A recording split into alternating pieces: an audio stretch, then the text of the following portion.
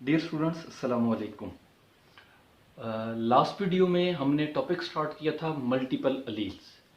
Multiple alleles की हम examples पढ़ रहे थे और एक एग्जांपल हमने पढ़ी थी rabbit coat colour, second example हमने पढ़ी थी एबीओ ब्लड ग्रुप सिस्टम और थर्ड एग्जांपल जो है हम देख रहे हैं। अब इस वीडियो में हम थर्ड एग्जांपल का जिक्र करेंगे जिसको हम आर एच फैक्टर जो है वो कहते हैं। आर एच फैक्टर है क्या, आर एच फैक्टर को कब डिस्कवर हुआ, आर एच ये कौन सा जीन है, इससे कौन सी एंटीजन बनती है, इसका काम क्या है और फिर इसकी जेनेटिक्स क्या है, ये चीज़ें हम इस लेक्चर में देखेंगे। सबसे पहले R H antigen, R H क्या है, हम इसे आर एच एंटीजन कहते हैं या आर एच फैक्टर कहते हैं। ये भी एंटीजन रेड ब्लड सेल्स की सरफेस पर पाई जाती हैं और ये बड़ा कम्प्लेक्स सिस्टम है। बहुत सारी एंटीजन हैं, अबाउट 45 एंटीजन आर प्रेजेंट। और जो जीन्स इस पूरे सिस्टम को कंट्रोल करते हैं, आर एच जीन्स को, आर एच एंटीजन को, वो जीन्स जो है वो क्रोमोसोम नंबर 1 के शॉर्ट आर्म पे पाए जाते हैं। अब इसमें दो जीन्स हैं, एक है G R H C E gene, 1990 में डिस्कवर हुए और ये प्रोटीन को कोड करते हैं are H C E protein. दूसरा जीन है आर एच डी जीन, 1992 में डिस्कवर हुए और ये आर एच डी प्रोटीन्स को इनकोड करते हैं। और लैंडस्टाइनर एंड वाइनर ने इनको डिस्कवर किया। इनको हम रीसस एंटीजन भी कहते हैं। वो रीसस एंटीजन क्यों कहते हैं? क्योंकि सबसे पहले ये एंटीजन रीसस मंकी में डिस्कवर हुए। ये ट्रांस मेम्ब्रेन प्रोटीन्स हैं, रेड ब्लड सेल्स की मेम्ब्रेन में ये प्रोटीन पाई जाती है। सबसे इंपॉर्टेंट जो है वो आर एच डी प्रोटीन है। अब होता क्या है कि जब R H D antigen present हो रेड ब्लड सेल्स की मेम्ब्रेन पर तो हम कहते हैं कि आर एच पॉजिटिव, और अगर ये आर एच एंटीजन एब्सेंट हो रेड ब्लड सेल्स की मेम्ब्रेन पर, मतलब आर एच डी जो है ये प्रेजेंट ना हो, तो हम कहते हैं आर एच नेगेटिव। सो ये जो एंटीजन हैं ये प्रोटीन्स हैं। R H D gene encode करता है इस डी एंटीजन को और ये जो है वो रेड ब्लड सेल्स की इस तरह मेम्ब्रेन में ये एक ट्रांस मेम्ब्रेन प्रोटीन है। और इसका जो काम है वो क्या है कि ये रेड ब्लड सेल्स की मेम्ब्रेन से और रेड ब्लड सेल्स से बाहर और अंदर की जानिब कार्बन डाइऑक्साइड और अमोनिया वगैरह की ट्रांसपोर्ट में रोल प्ले करती है। ये एक बेसिक इंट्रोडक्शन था इसका। अब हम देखते हैं कि इसकी जेनेटिक्स क्या है, इसकी अलील्स कौन कौन सी हैं और वो किस तरीके से इसको कंट्रोल करती हैं। जी, जब हम जेनेटिक्स की बात करते हैं, आर एच फैक्टर की जेनेटिक्स क्या है, मतलब कौन सी जीन्स या कौन सी एलील्स इस एंटीजेंस के बनने को कंट्रोल कर रही है, तो उसमें दो हाइपोथेसिस आते हैं। एक Fisher race hypothesis and second जो है वो वाइनर हाइपोथेसिस। तो हम एक एक करके दोनों को देखते हैं। फिशर रेस हाइपोथेसिस या फिशर रेस नॉमेनक्लेचर भी आप इसको कह सकते हैं, ये मोस्ट एक्सेप्टेबल जो है वो एक्सेप्टेड हाइपोथेसिस था। तो इनके इसके मुताबिक इसके क्या पॉइंट्स हैं, कौन सी अलील्स आर एच पॉजिटिव के लिए हैं और कौन सी जो है वो आर एच नेगेटिव के लिए हैं। तो इसके मुताबिक ये था कि R H antigen is controlled by 3 closely linked loci on each chromosome of A homologous pair. यानी एक होमोलोगस पेयर पर 3 क्लोजली लिंक्ड लोकस हैं, यानी 3 पेयर्स हैं अलील्स के। Each loci has its own set of alleles which are D pair. अब इस pair में दोनों अलील्स आ जाएंगी, D capital and D small.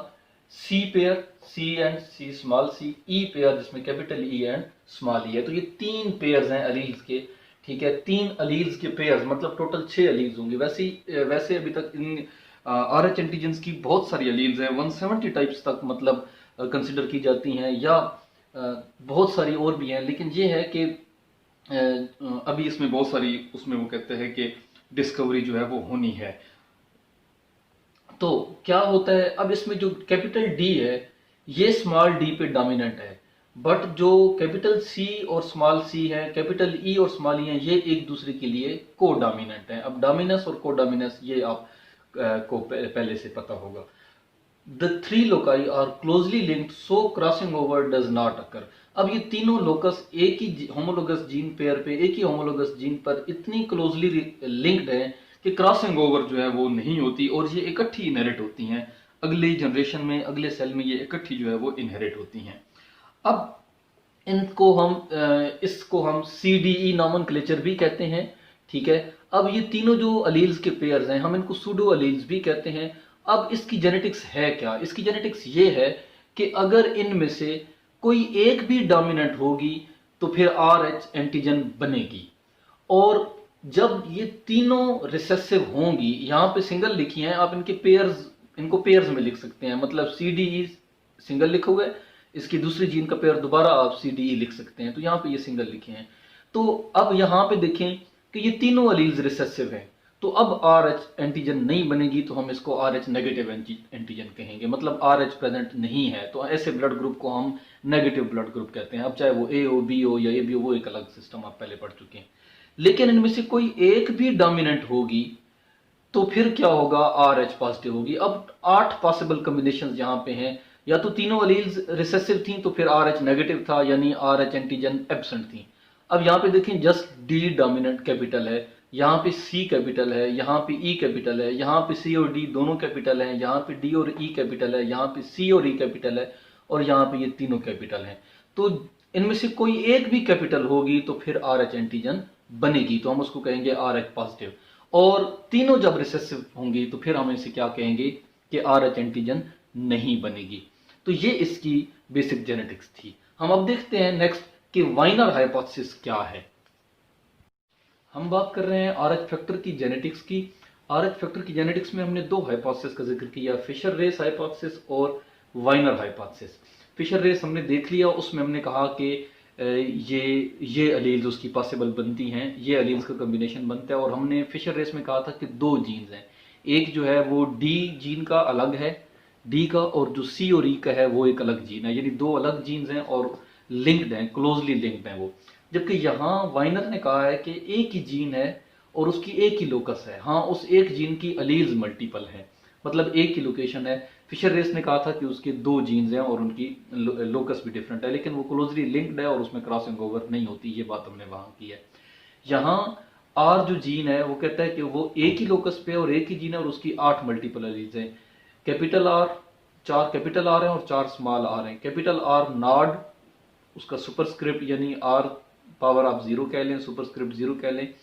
R1, R2 and RZ, इसको Z भी या बाजुकात किसी जगह पे X भी बाजुकात लिखा जाता है। जबकि एक जस्ट स्मॉल आर, ठीक है, small R prime, R double prime and R small R, उसका सुपरस्क्रिप्ट Y या X भी हो सकता है, यहाँ Y लिखा हुआ है।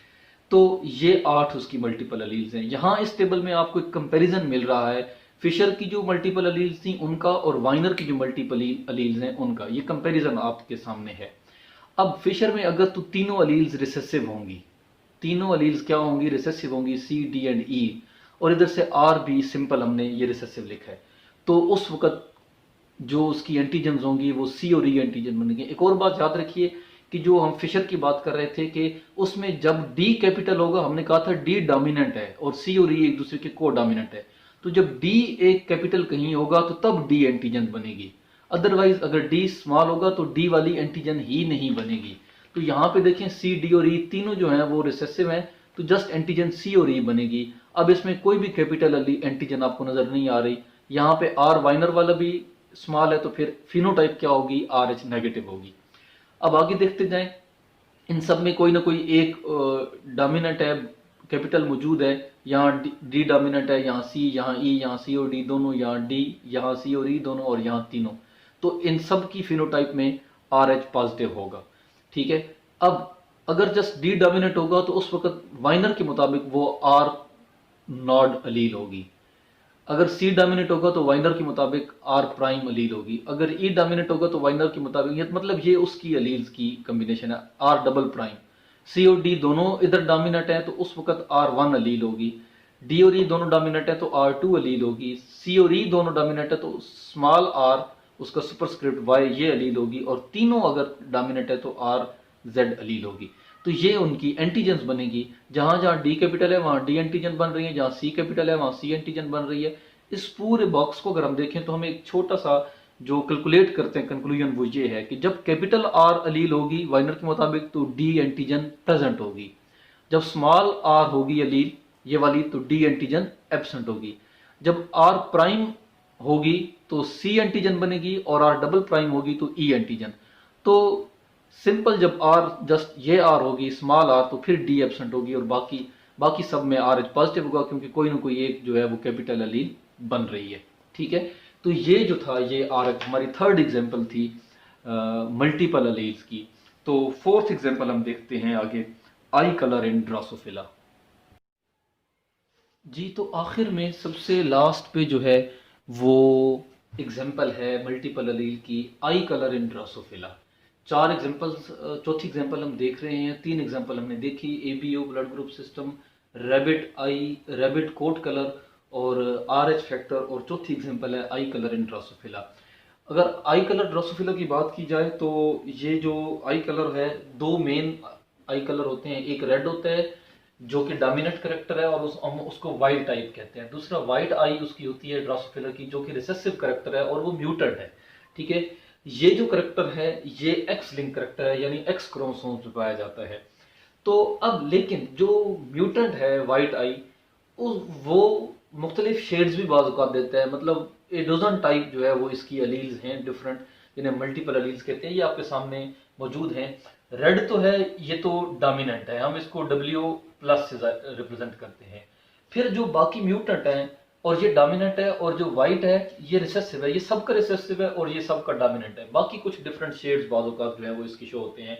कोरल, अच्छा ये कुछ शेप्स हैं, कुछ कलर्स हैं। कोरल CO से रिप्रेजेंट करेंगे, W तो सबके साथ होगा। ब्लड कलर ब्लड की तरह होगा, BL से। यूसिन, E से cherry. CH apricot shape I, A से हनी कलर H। बफ कलर BF से। टिंज्ड T से। पर्ल शेप होगी I की, P से रिप्रेजेंट करेंगे। आयोरी I से रिप्रेजेंट करेंगे, और वाइट जो है वो जस्ट W से। तो ये तकरीबन कई जगह पे आता है कि 14 इसकी अलील्स हैं, कई जगह पे आता है कि 12 इसकी अलील्स हैं। तो ये कहने का मतलब है कि डिफरेंट इसकी म्यूटेशंस हैं। अगर हम इसकी एक रेंज देखें डोमिनेंस की, तो जो रेड है वो सब पे डोमिनेंट है, ये देखें मतलब मोर देन की सिंबल है, रेड आई डोमिनेंट है।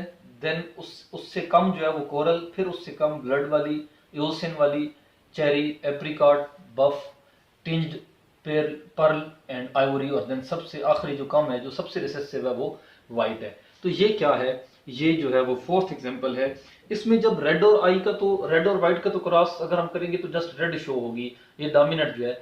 लेकिन जब ये तो दो डोमिनेंट और रिसेसिव हैं, बाकी जो हैं ये इंटरमीडिएट जो है, बाकी जब भी कोई अलील्स इंटरमीडिएट वाली ये आपस में क्रॉस करेंगी तो इनका रिजल्ट भी इस तरह इंटरमीडिएट ही होगा, यानी डिफरेंट अलील्स का डिफरेंट रिजल्ट जो है वो आपके सामने आएगा।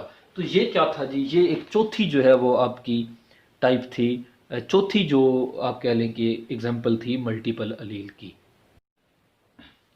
How to calculate number of genotypes of multiple alleles. Multiple allele जितनी भी हैं, अब उनकी जीनोटाइप्स कितनी होंगी, इसको मालूम करने का एक छोटा सा फार्मूला है, n इंटू n+1/2। अब n का क्या मतलब है, यहाँ पे n का मतलब है नंबर ऑफ मल्टीपल अलील्स की, कितनी मल्टीपल अलील्स थी। आपने एग्जांपल्स में बहुत सारी देखी, ठीक है। तो इस फार्मूले से हमें यह समझ आता है कि मल्टीपल अलील्स की जीनोटाइप्स कितनी होंगी। फॉर एग्जांपल हमारे पास कोई भी करेक्टर है, कोई भी ट्रेट है, उसकी 5 मल्टीपल अलील्स हैं। तो अब n की जगह पे 5 लिख दें, यहाँ पे ये देखें सिंपल। तो 5 + 1 6 होगा, 6 मल्टीप्लाइड बाई 6 5 30/2 15। तो अगर 5 मल्टीपल अलील्स हैं तो उसकी 15 जीनोटाइप्स होंगी। तो ये आपका जो है वो टॉपिक था मुकम्मल, मल्टीपल अलील्स। हमने पिछली वीडियो में 2 एग्जांपल्स देखी थी और उससे अगली वीडियो में हमने 2 एग्जांपल्स देखी हैं। उम्मीद है आपको ये पूरा टॉपिक अच्छी तरह समझ आ चुका होगा।